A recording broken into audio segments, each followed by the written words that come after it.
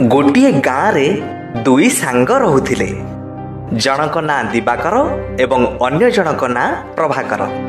सेमानंक पाखरे किछि कामधंदा नथिला, तेणु सबुदिन गाँव रे बुली बसी समय काटुथिले।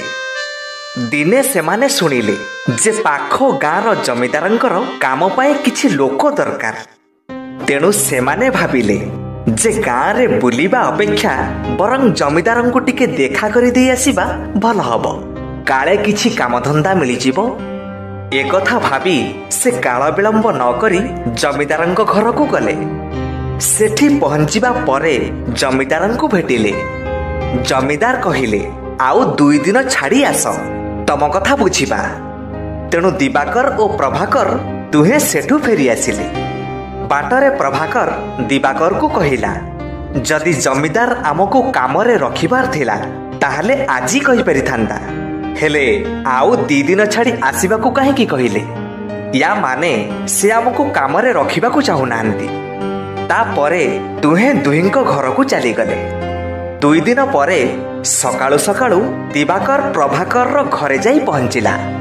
देखिला बेलकू प्रभाकर से पर्यंत सोईछि। दिवाकर कहिला, आजी परा जमीदारंक घरकू जिबार अछि, तू जीवुनी कि? प्रभाकर कहिला, हाँ जीवा, हेले एते व्यस्त काहेकि?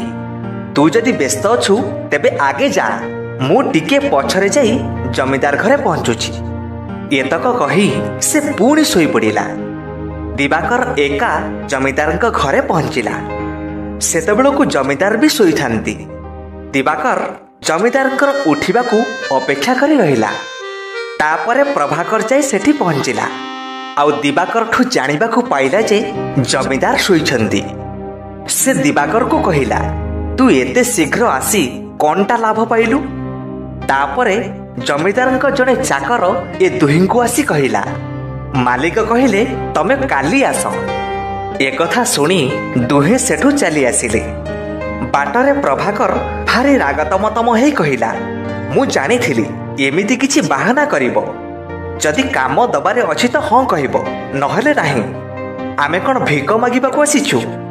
मोर आउ एठिके आसीबार नाही। तू जदि काली आसीबु आसीबु, मु आसीबिनी।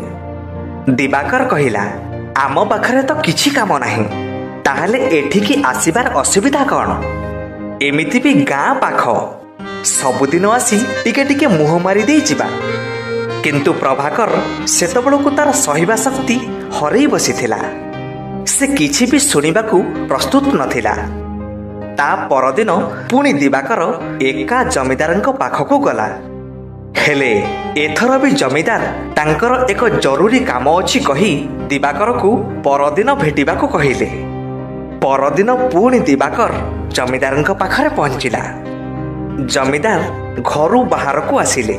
आउ दिवाकर हाथ को किछि टंका बढ़ाई देले। तापरे कहिले, मु तुमको गोटे सप्ताह पूर्वरु कामरे रखी सारिछि। ता बाबद को ए होछि तार दरमा। लोक मानक ठारू टंका आदाय करिबा हेउछि तम काम।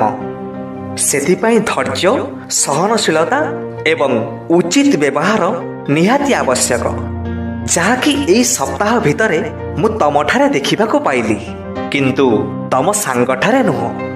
तेणु तमकू कामरे रखिली। एकथा प्रभाकर जानिला।